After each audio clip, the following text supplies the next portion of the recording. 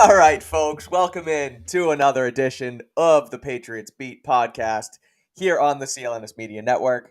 I am Mike Kadlick, here joined by 98.5 The Sports Hub's Alex Barth.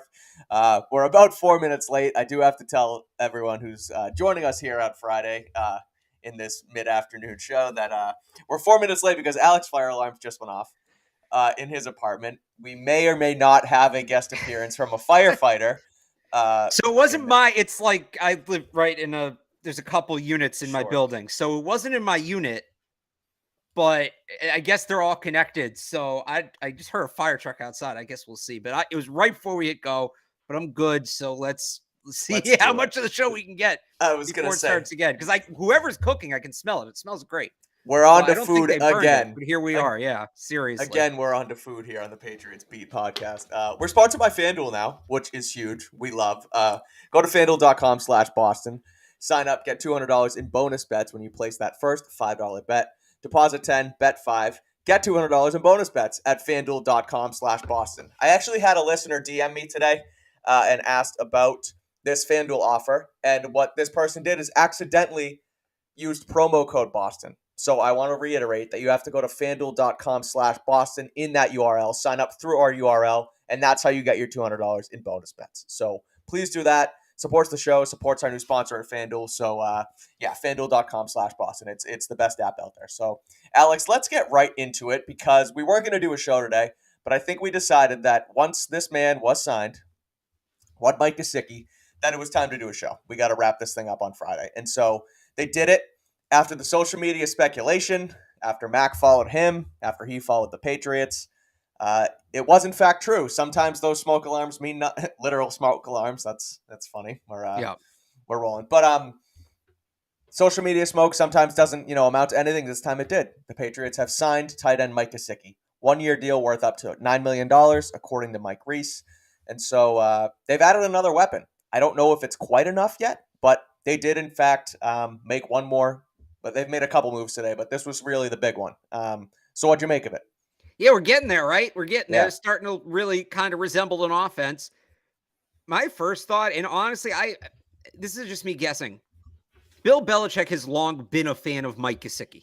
Yep. And we'll get into some of what he said about Gesicki in the past in a minute, but I did not think Gesicki was signing a 1-year, $9 million contract. And we don't have the details yet. That's $9 million total. So we don't know what the guaranteed money is. Right. It's going to be even less.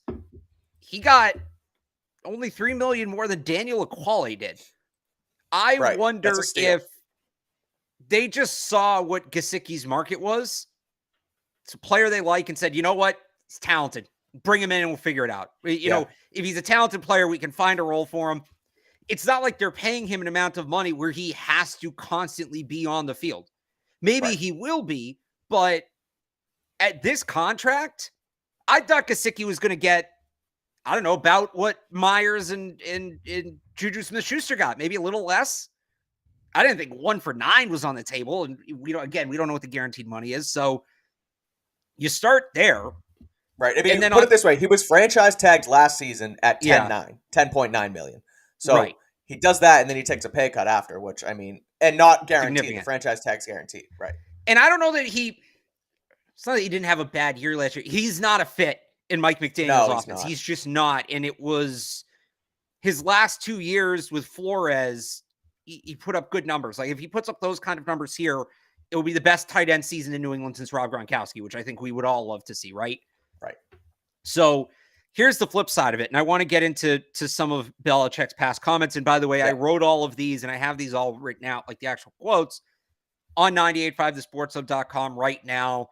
I went through this morning and I went through a bunch of old press conference transcripts and found where Bill Belichick mentioned Mike Gesicki. And the first real mention is 2019. This is during the week. The Patriots are actually about to play the Bills. But he gets asked about the versatile tight ends entering in the league. And he talks about kind of the hybrid fullback tight end players like George Kittle. And then he says, the player that's and I'm quoting Belichick here, the player that's part receiver and part tight end, those guys are the kind of guys that do you treat them as a receiver or do you treat them as a tight end? Guys like Gesicki brings him up unprompted. Guys like Gesicki, players like that. They're not really tight ends. They're not really receivers. They're good players. Those are the types of players that really create the conversation because they can split out, detach from the formation, be in tight end locations, but they're very good receiving tight ends at that position relative to what you normally see there.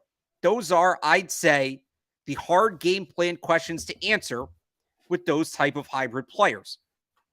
So right away, formational versatility. That's the first thing that comes to mind when you think of Mike Gesicki, formational versatility. So now I'm going to fast forward, and I apologize, Mike, this is going to be a whole thing. No, let's hear it. But I think it's important. I mean, in the 2020 season, ahead of the first matchup with the Dolphins, after the first matchup with the Dolphins, Belichick gets asked about the personnel they used. They were very defensive back heavy in that game. I think they used like 8 different defensive backs over the course of that game on defense. Belichick's asked about it. He says, we know that Miami was capable of basically putting 4 receivers out on the field on a lot of their snaps, which they did with Gesicki and then the 3 other wide receivers, Gesicki, and then the 3 other wide receivers. Certainly sounds like he's saying something. Yep. The next day, Bill's asked about the coverage plan for Gesicki specifically, and he says, Gesicki, he's a big receiver. I mean, he's not really a conventional tight end, but he's a tough matchup in the passing game. Ahead of the second matchup against the Dolphins, here's Belichick again. He's got good receiving skills. He's really, I would say, more of a big receiver than a true tight end, but he functions a little bit in that spot. He's got good quickness, obviously good length, good hands, and instinctive receiver that knows how to get open and can make good catches in tight coverage with his length and his hands. And then another quote from that press conference, guys that have either elite tight end skills or elite receiving skills, guys like Gesicki or Greg Olsen, and guys like that maybe aren't used much in the running game, but in terms of matching up and just trying to cover them in the passing game, they're very tough. Now, his stance has changed a little bit. We're getting to the end of the quotes here. Okay. His stance has changed a little bit. This was earlier this year in September. Asked about Gesicki. Said, Gesicki is a problem. And then asked directly to define Gesicki's position. He says, I'd call him a big tight end. So that's where Bill's at now. But I'm going to give you one more set of numbers here, and then I'll get to the point of my take because you need all this context. Yep. Mike Gesicki, I realize I don't have my notepad here. Mike Gesicki snaps by alignment. And we're going to throw out his rookie year here because that was with Adam Gase and it was a mess. But the years he produced, he lined up in line where tight ends traditionally line up 20.6% of the time, 20.6. He lined up wide 21.4% of the time. So he's out like a receiver, like a boundary receiver, more than he's in line like a traditional tight end. Yep.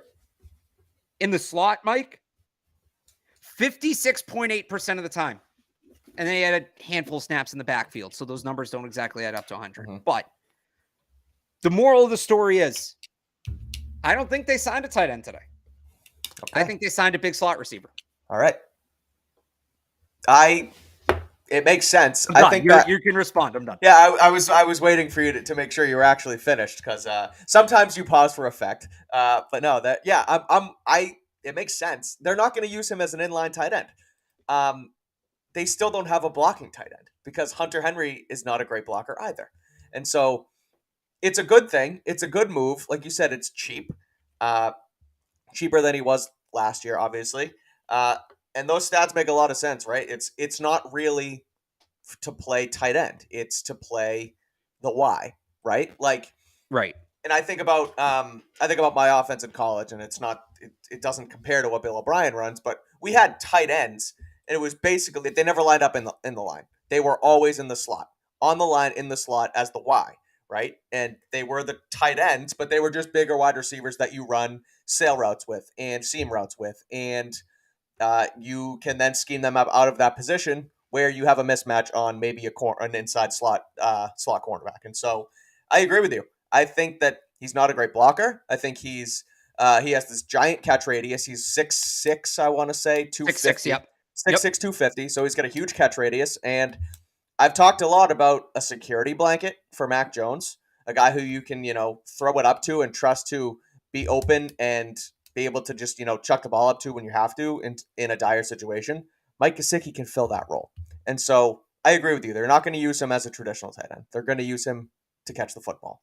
And that's where he dominates, and that's where he's been solid. He didn't fit in the Shanahan system because they asked those guys to block a lot. They asked George Kittle is in line. I don't know the numbers, but he's in line blocking a lot of the time. Mike Gesicki doesn't do that. He can't do that. So it's a good signing. I'm excited to see what Bill O'Brien can dial up for back with the 2 tight end sets again. I think it's a good move. I wonder what's next because you say they signed a receiver, but well, I will just one thing to what you just said. I think the red zone's a big part of this. Yeah, okay. I think the biggest way for this to be a success. I mean, how many times we bang our head against the wall because they couldn't throw the ball in the red zone? Mm-hmm.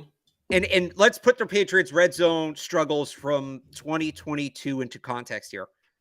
They're actually pretty good inside the 5.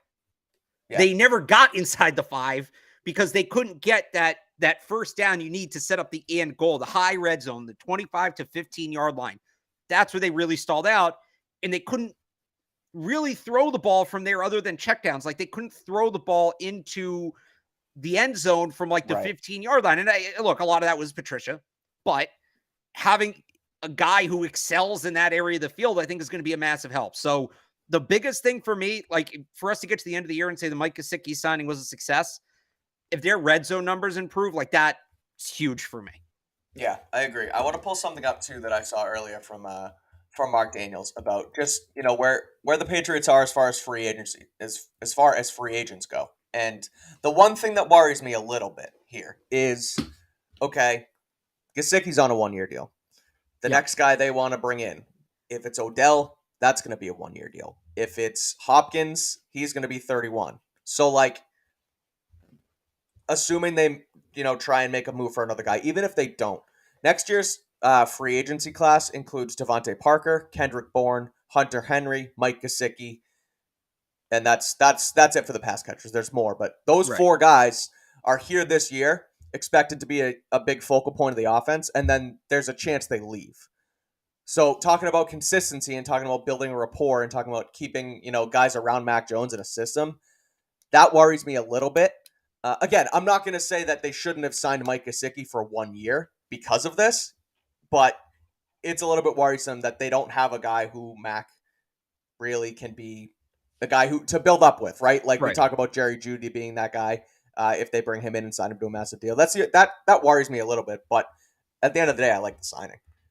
Well, I on that point, Mike, this is something we've talked about. They don't necessarily have the luxury right now of worrying about the next 3 years. Yeah, that's a fair point too. Right? They threw that out the window last year when they tried to make Matt Patricia the offensive coordinator. They have already blown through a year of Mac's rookie deal. We're getting up to the end of it. Yeah. This is a must-win year for them for a number of reasons. This is a must-win year for them. Have success now and then put it together. Right. If it all works out this year, then you worry about that next spring. And hey, if it all works out, you look good. Right. Maybe you start realistically entering the conversation for a guy like Odell Beckham, who we're hearing again, like teams that are contenders are the ones that are really getting the most interest from him. Figure it out this year and worry about it after that. You're not wrong in that. Okay. Yeah, this is going to look very different next year. They could lose a lot of talent on the offensive side of the ball next year. I don't think that that's something that they can really put a ton of stock in right now. They have to be good in 2023, period. So let's talk about this year then. And we'll talk about what they have from a skill position standpoint. And we'll loop in the new Jerry Jeudy rumor into this. And so while the Patriots why bother? There'll be another one in 5 minutes.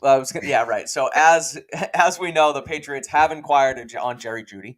However, last night, Mike Kliss from a reporter out in Denver reported that it's looking unlikely now that Sutton or Jeudy will be moved. So right now, the Patriots skill position group on offense is Mac Jones at quarterback, Ramondre Stevenson, James Robinson, and Pierre Strong and Kevin Harris at running back, maybe Ty Montgomery. Wide receivers, you got Juju Smith, you got Devontae Parker, Kendrick Bourne, Tyquan Thornton. And at tight end, you have Hunter Henry and Mike Gesicki. Seems like a quality group, and they have improved from last year. You swap out Mike Gesicki or you swap out Jonnu Smith and Jacoby Myers for Mike Gesicki and Juju Smith-Schuster. That's That's an A+. That's a solid move. That works. That's an improvement. In its own. A+. On its own. Yes. I still think they need to add another piece, though. Okay, that's my question. On that. Are Yeah. you okay with this? Is Tyquan Thornton going to turn into that take the top off the defense, dictate coverage kind of guy in his second season? Do they still need to add a true number one? Because I think they still need to add, although that kind of pushes Tyquan away a little bit. But what do you think? I want to hear what you have to say first.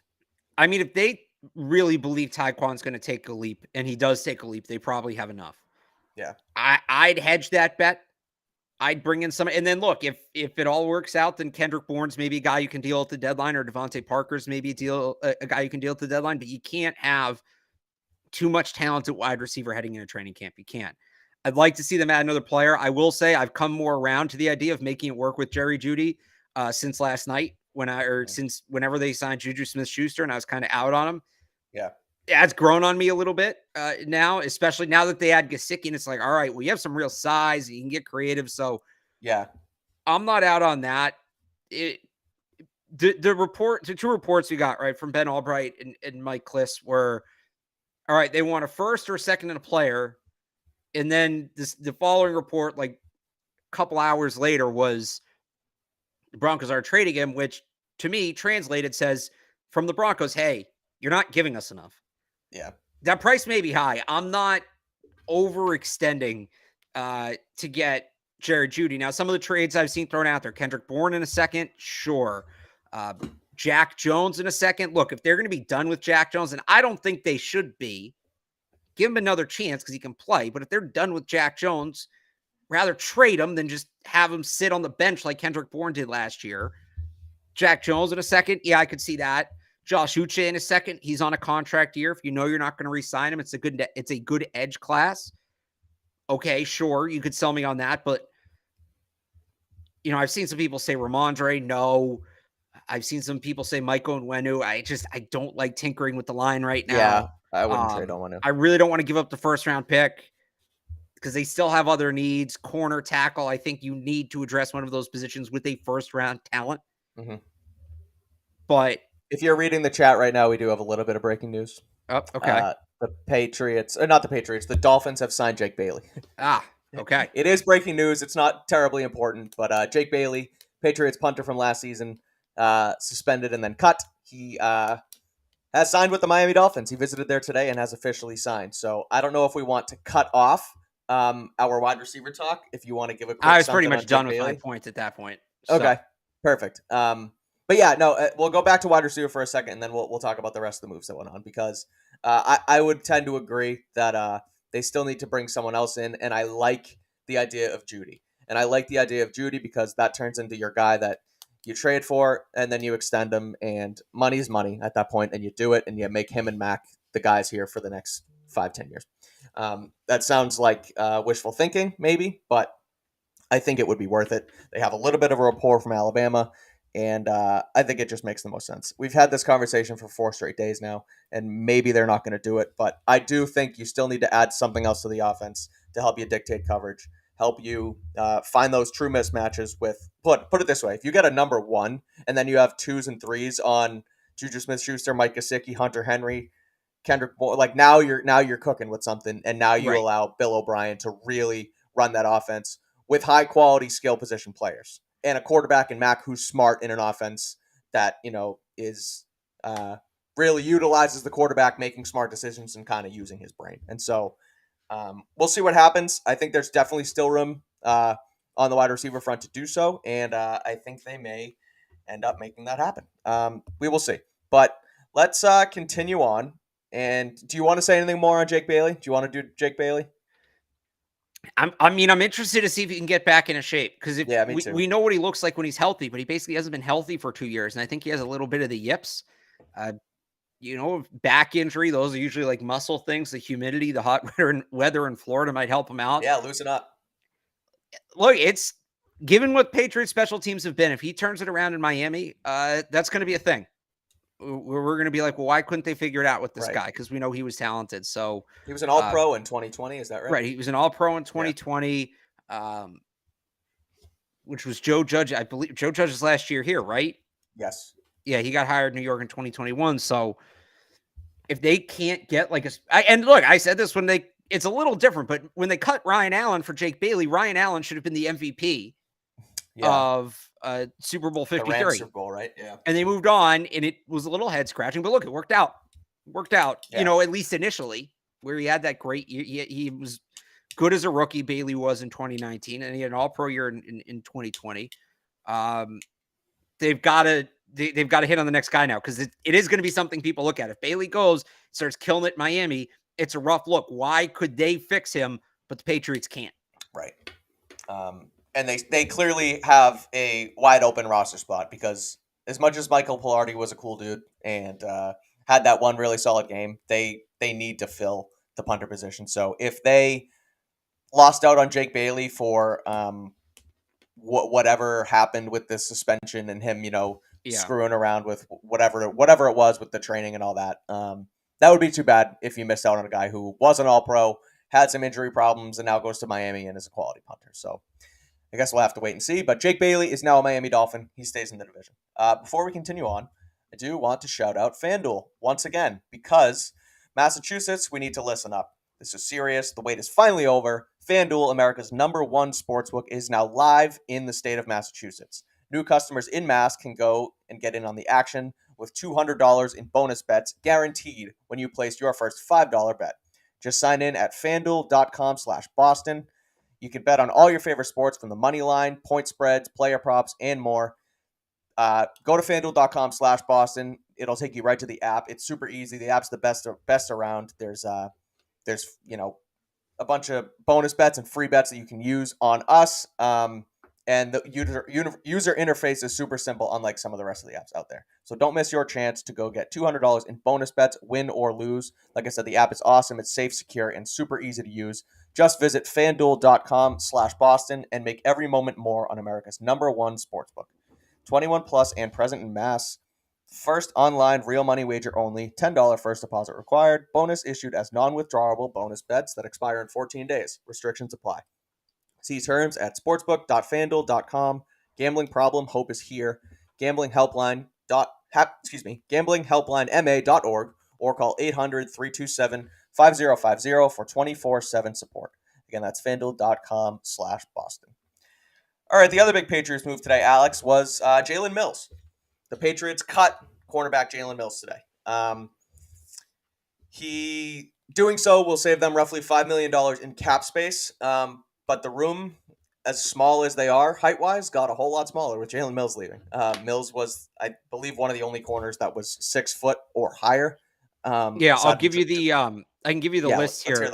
Yep. So it's Jonathan Jones at 5'10", Jack Jones at 5'11", Marcus Jones at 5'8", Miles Bryant at 5'9", Sean Wade at 6'1", Rodney Randall at 6 feet. And some people have asked me about Quandre Mosley, who's listed as a corner. I think he's more of a safety in their system, but we can include him at 6'2". But Randall and Mosley really never played in the NFL. Wade obviously has been limited. I will say, though, the other thing is, so we talk about the heights. Jonathan Jones is 29. Everybody else I just named is 25 or younger. Okay. So it is a short room, and it is a young room. So it's interesting to me. They cut Mills, who has been here and started a lot of games for them, and as a guy who was pretty good and could, be a really good #2 outside corner. And, it wasn't going to get beat a lot. But they decided to cut him to save $5 million in cap space. So it gets my wheels turning. I don't know if they're doing it to free up money for another move coming soon. That's sort of what it feels like. But it also leaves a really big hole at cornerback. And so immediately my head went to the draft at corner, because it doesn't really seem like anybody's out there on the free agent market that would really, improve over Mills while also only saving, $5 million in space. You kind of got to weigh your options there, right? And so I look at the 3 guys at the top of the draft, and I look at Christian Gonzalez and Joey Porter Jr. and Devin Witherspoon. One of those guys will be there at pick 14. And the more I think about it, they've filled receiver with Juju and Gesicki, and they've fixed themselves up with tackle a little bit now with Connor McDermott and Riley Reif and Calvin Anderson. So the only position that, they signed Jonathan Jones, but that was more of a re-signing, and he's not a #1 corner. He's a slot number corner. One boundary corner, yeah. Right. He's a slot corner who played on the boundary, was pretty good as a number 2 boundary corner, but they still have a major hole at corner. And there's not anyone available in free agency. So I think they go to the draft. I think it really opens up cornerback at pick 14 in the draft now, and I can see themselves absolutely taking one of the top 3 guys there.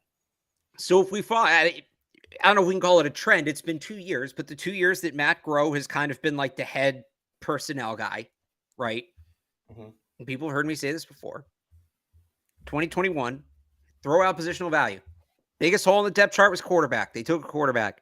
Last year, the biggest hole in the depth chart was guard. They took a guard.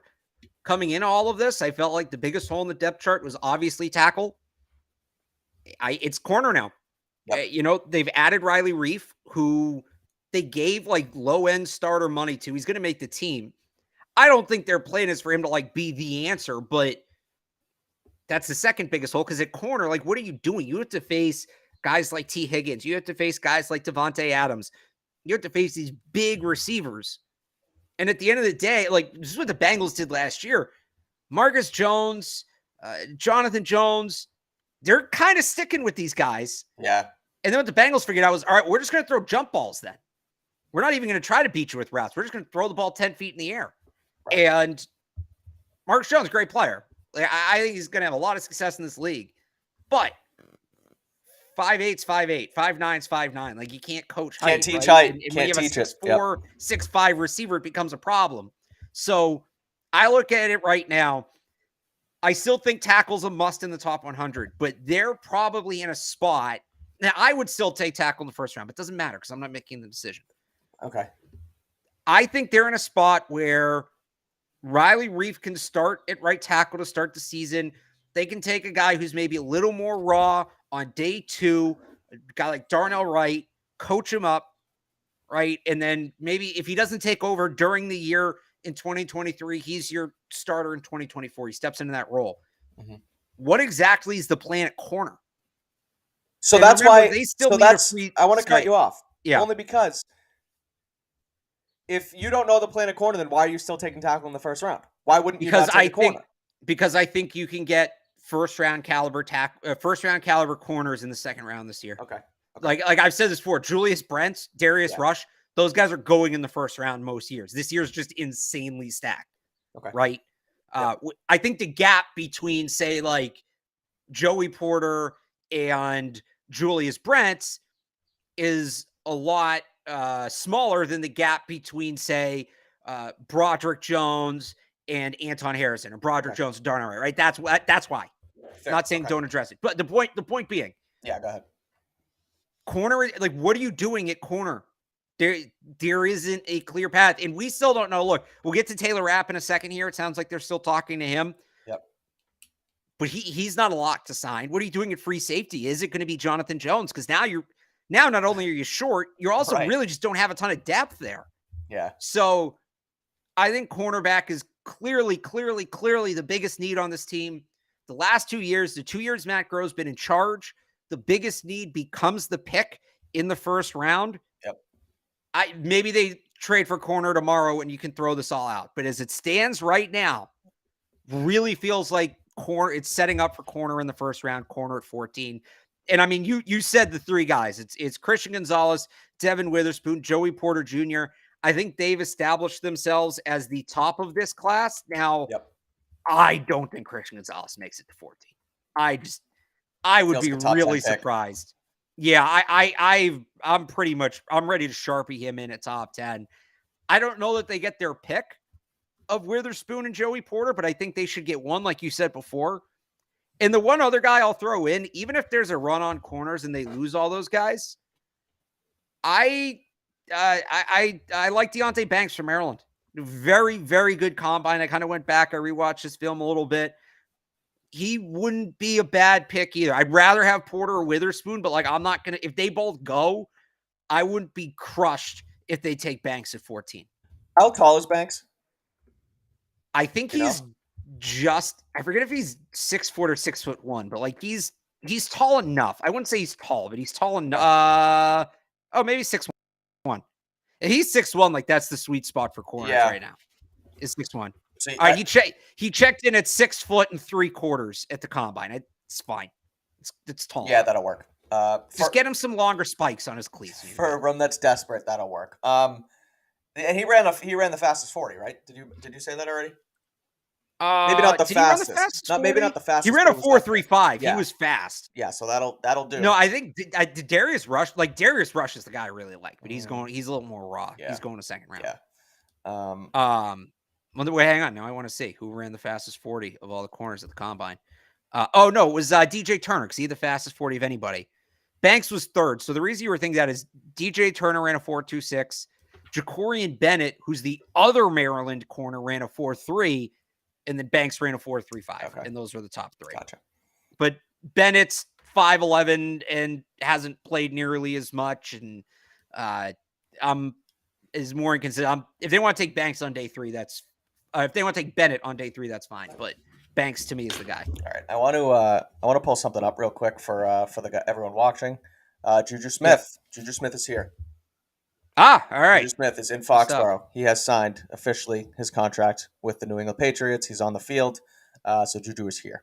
Figured I'd let. Did he change his AVI yet? Yeah, it looks like he did. It's him and a Patriots nice. So Juju's here. Nice. Well, because it was the Chiefs one before. Yes. So. Yep. So that's that.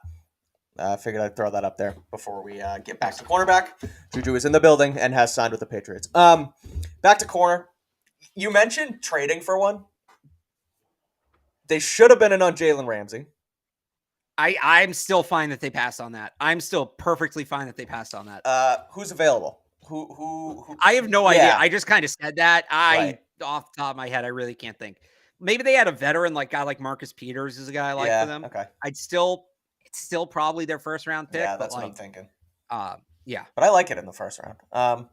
We'll leave corner there. And let's talk about the safeties that the Patriots sort of seem to be in on. We'll rotate from corner to safety, as Jonathan Jones might do. They still are in. Thanks, appreciate that. They are still in on Taylor Rapp. Taylor Rapp visited here yesterday. Sounded like he was going to Cincinnati, but the Patriots are still in. So he left without a deal, but it sounds like they're still very much involved. That was according to Jeremy Fowler from ESPN. So this is a guy who, like you said, Alex, will play free safety, will fill in probably Devin McCourty's role at free. And if they get him here, allows them to not have to bump Jonathan Jones back.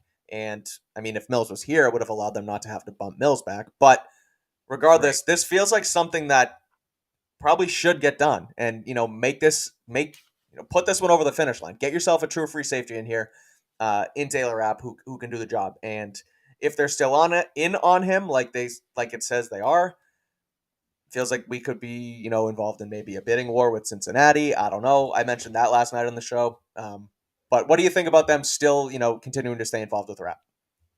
Yeah, look, if they do what they've done and then they add signing Taylor Rapp on top of it, I still want the number one receiver. Yeah.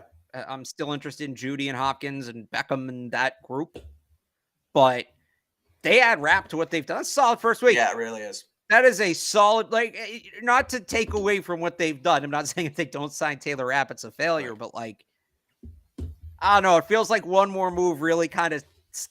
I wanted to move. I thought coming in today, I was like, one more move sticks at home. And then they signed Gesicki, and I don't know, it didn't move the needle for me. I like the signing, but Taylor Rapp moves the needle a little bit for me. Okay.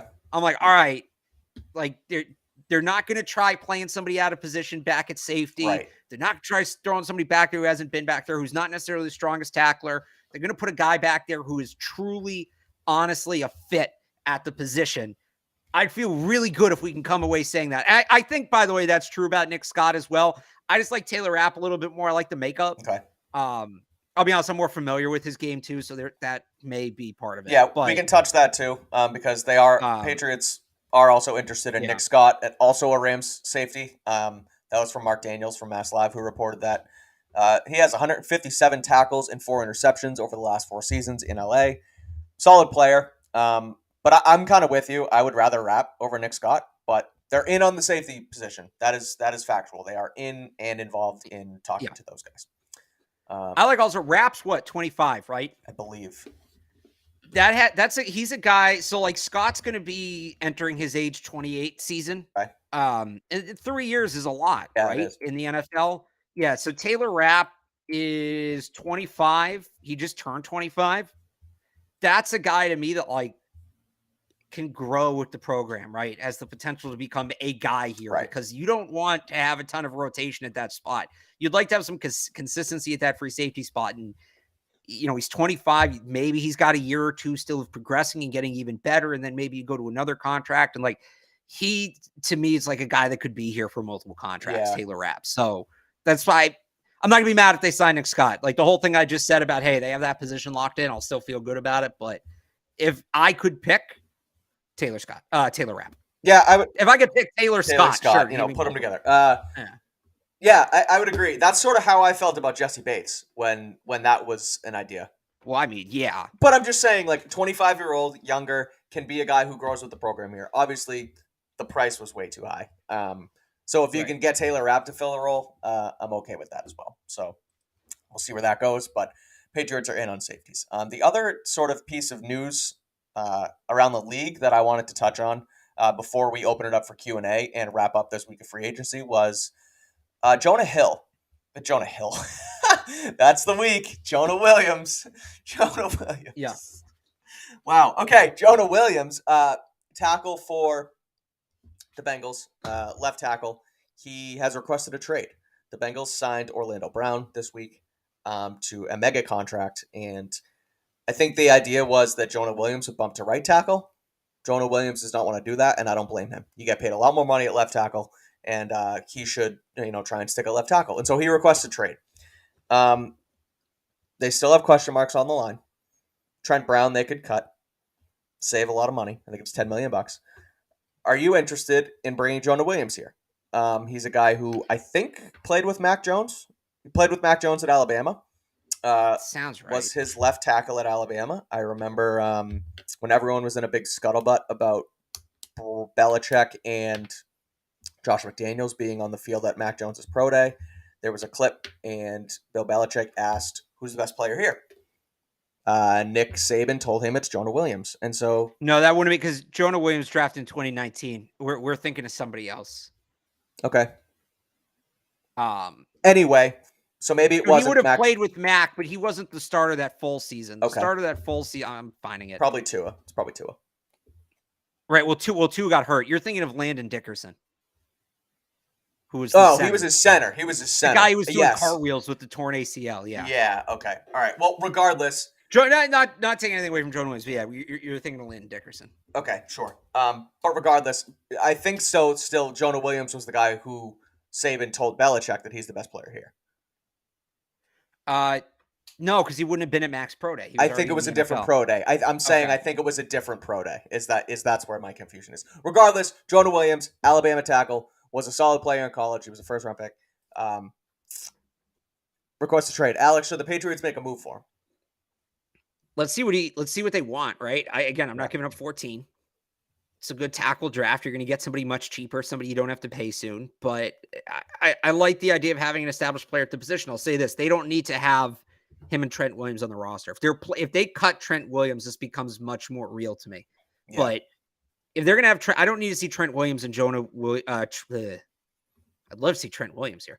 It's the end of the week, baby. Oh, yeah. I don't need to see Trent Brown and Jonah Williams. Trent Williams and Jonah Hill are the bookends of your offensive line. It's still probably a decent offensive line. So there's Trent Williams. I don't need to see Trent Brown and Jonah Williams compete for the left tackle spot in camp. I don't need to see that. So if Trent Brown's going to get cut, I look at it more seriously. Can you get him for 46? Can you get him for kind of what we're talking about, maybe trading for these wide receivers for? I'm more interested in that. But if they're going to go ahead with Trent, like, you don't trade for Jonah Williams and make him another body. Like, if you trade for him, he's the guy, because you then got to pay him. Right. Let's not forget that. Like, you don't trade for him. You don't trade a top 100 pick for him for 1 year, and he's on his 5th-year option. Mm-hmm. You don't trade a top 100 pick for him, then let him walk in a year that's very strong at tackle.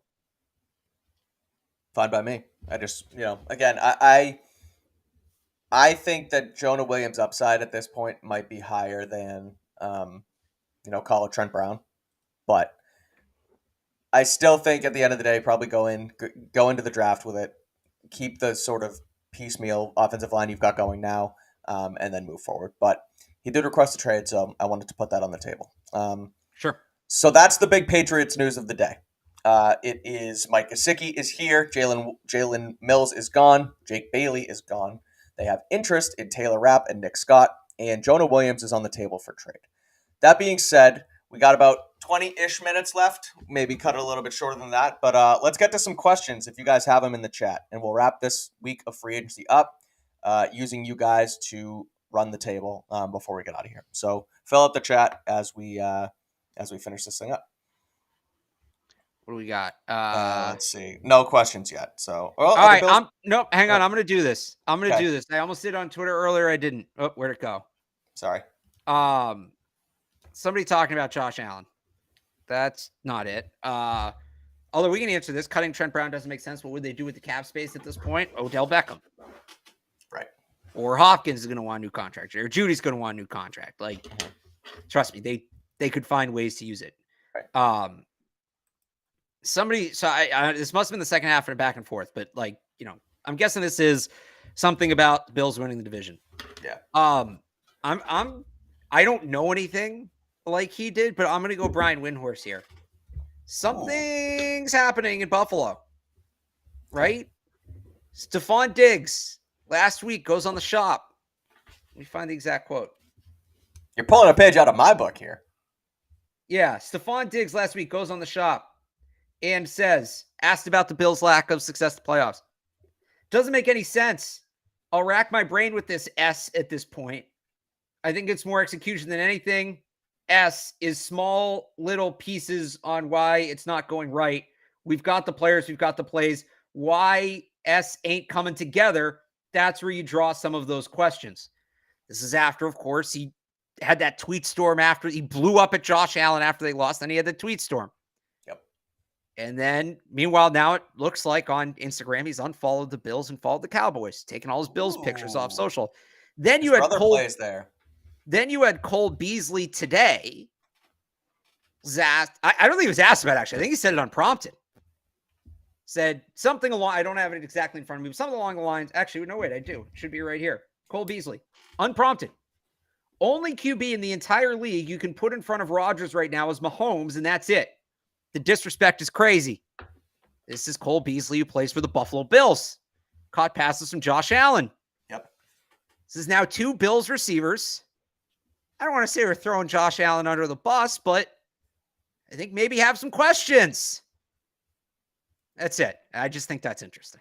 So that's all you got. Why are they doing this, Wendy?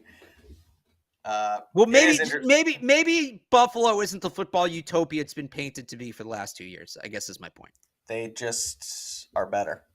Without Diggs, I still think they're better than the Patriots. I don't disagree with that. Yeah, I know. But, the just patting their little butts right in a Super Bowl was too much last year, and it's going to be too much this year. I'm telling you that right now. Yeah, I agree. Shout out Kieran for keeping on the trend from last night. Garlic bread. But do you think Hunter Henry can get similar production to his first year here?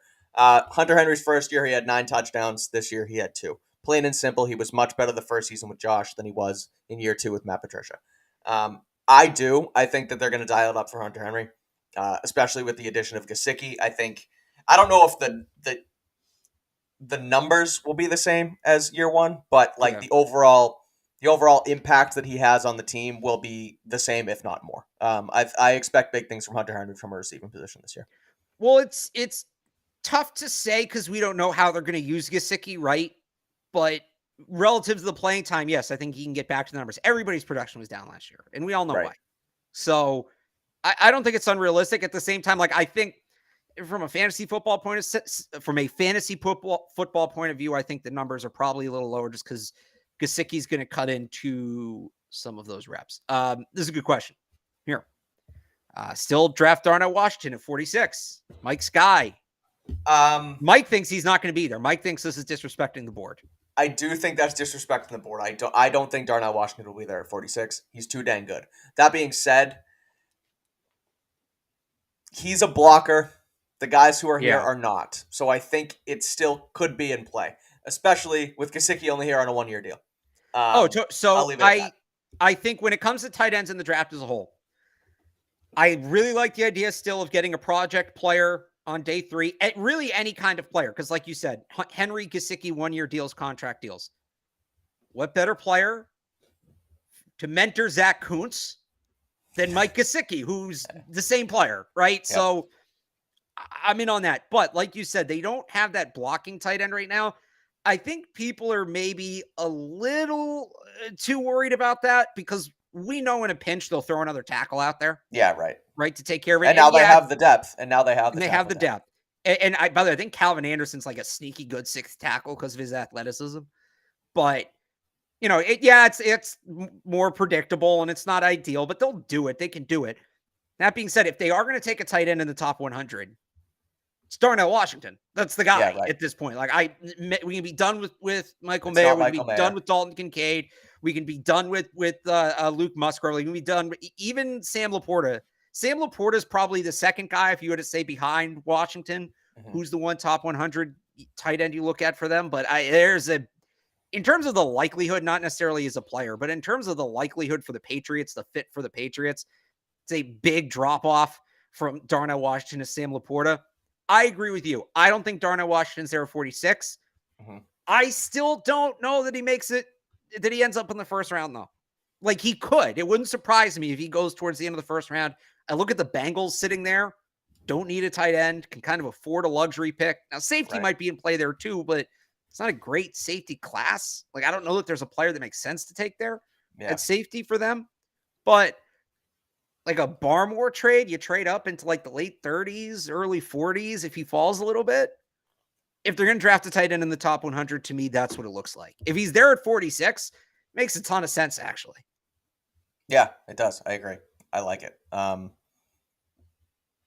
Sorry, I should have had one queued up, but I was listening to you enjoy. I appreciate it. Respectful. I was listening to you talk about my friend Darnell Washington. Look, if they what if they walk away from this draft with like, let's call it, let's say they trade up, right? The second round. So they make their first round pick, tackle, corner, whatever. But like, what if they walk away from this draft with Darnell Washington and Zach Kuntz? Then we would be ecstatic, the two of us, for their. Then the Boston TE party's back. Yes, in 2024, right? In 2024, but like, right.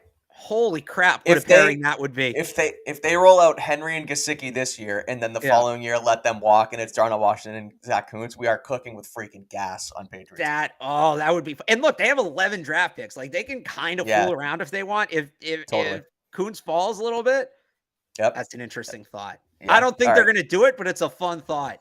Yeah.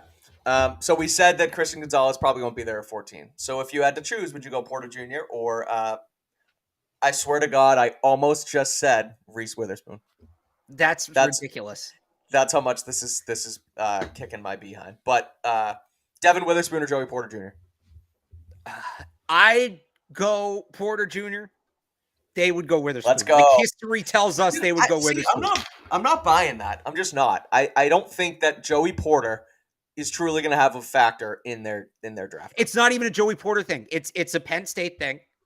And Bill O'Brien's from Penn State. Who's Devin Witherspoon's coach?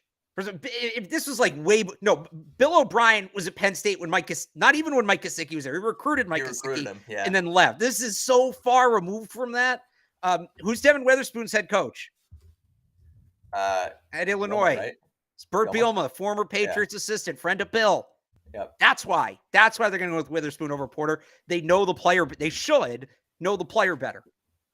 That's why I think they'd go Witherspoon. But I don't think it's much of a difference, and I don't think they'll have the luxury of this choice. I think if it comes down to this, the decision will be made for them by one of the teams picking ahead of them. But I think if you ask them who they'd rather have, I think it would be Witherspoon. Yeah, I would agree, but I want Joey Porter. He's been my guy all draft. I like Joey Porter better too. That's fine. Let's go back to Kuntz, because I really don't know here. Where do you think his ceiling and floor is in the draft? This is a tough one because he had the great combine and the raw skill set is there, but he had the serious injury last year and he really only has 1 year production. It's kind of a Tyreek Woolen thing where Last year with Tyreek Woolen, we said second to fourth, and he went in the fifth. If Zach Kuntz sneaks into the back end of the top 100, I won't be surprised. If Zach Kuntz is there at like pick 180, I won't be surprised. It's really hard to tell with him. And guys like the 1 year production coming off a serious injury, he has like every single one of those like stock impacting traits. Like all of those boxes are checked. So he's just all over the freaking board. Right. And it makes it hard to tell. Yeah. But I don't think he ends up in the top 100, but I wouldn't be shocked. And some of that's the depth of this class too. Most years I think he's a top 100 pick, even with the questions. Really? Would trading for Brandon Cooks be enough for me? Would that move the needle enough? Yes. They had Brandon Cooks today. This is going to be a fun weekend. I'm very happy that they did very well. We have Patriots news. We do have Patriots news. Yep. I'm going to keep using this tool now that I figured out how to use it more often. All right. The Patriots have signed Chris Board, a 2-year deal, $7.6 million per source. Special team star is being paid by New England. That's $3-ish million a pop if you take it for what it's worth there. I know that there's going to be more details to come in, but the Patriots, like we said yesterday, you said that this was likely going to happen after the visit, and it in fact has. So Board played with the Ravens for a while. He then went to the Lions, and Belichick talked him up when they played last year, and so it's now happening. The Patriots have signed a linebacker who really is just a core special teamer. So Matthew Slater's... No, I don't think he's just a core special teamer. He's kind of got some of that Brandon Bolden thing going on. Like he's going to play. Okay. He's not going to start on defense, but he's going to give them some snaps on defense. Alrighty. Well, there you have it. Tell us more about Chris Board if you can. That's it. He's going to give you a great special teamer. He's going to give you some snaps on defense. Last year, Bill Belichick called him the best special teams player we'll play against all year. All right.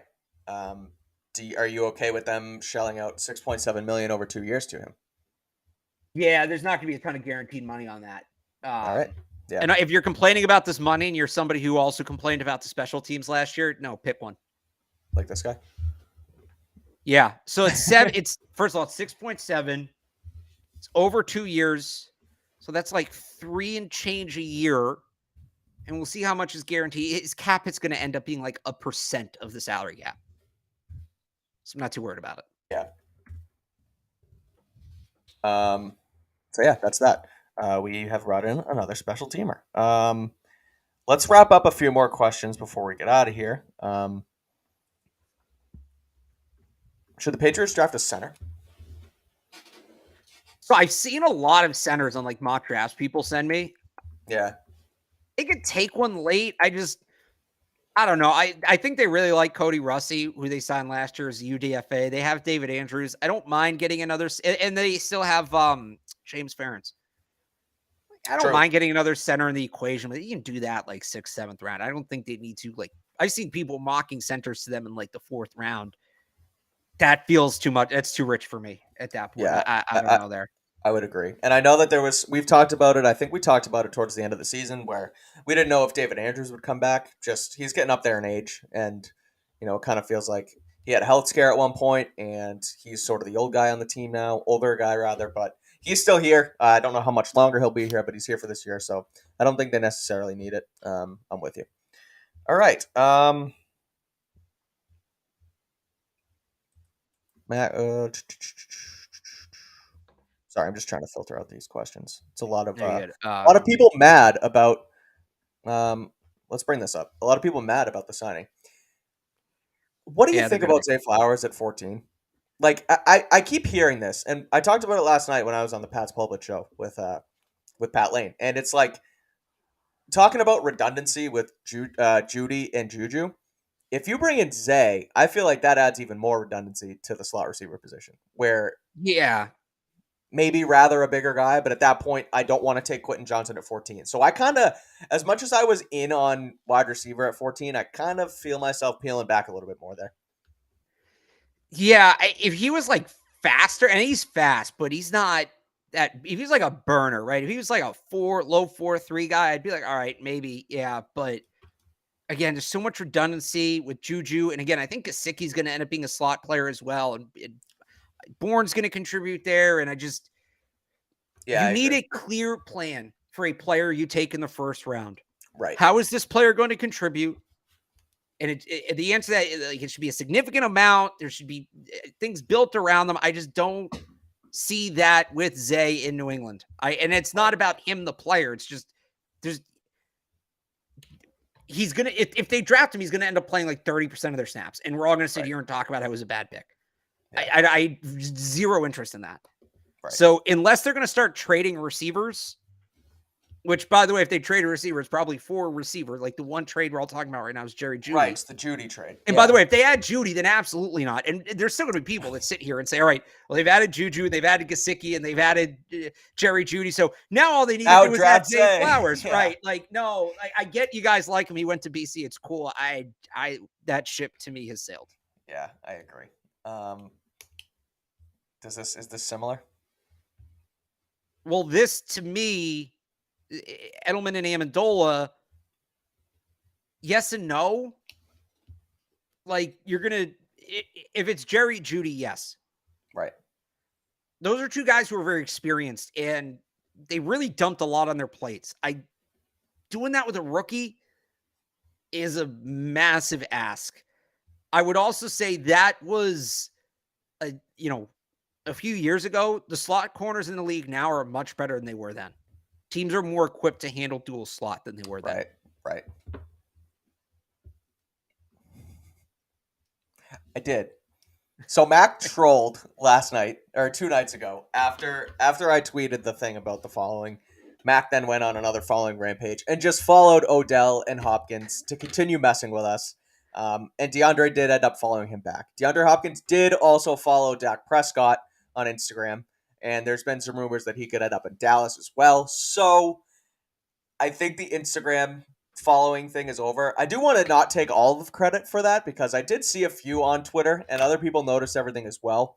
Yes, I did see that. So DeAndre Hopkins has followed Mac Jones back on Instagram. So who knows if something else is cooking. We're going to look for one more question and then we're going to wrap this thing up. If I can find one. Did you have like a specific one you wanted, or? No, not really. All right, let's go with we'll do one more. Right, let's go with this. Is it T. Higgins trade still in play? Probably not, because they're not going to trade him. But this would be the fit because he's an outside receiver. This is the kind of player they need to be looking for at this point. Exactly. Correct. Yeah.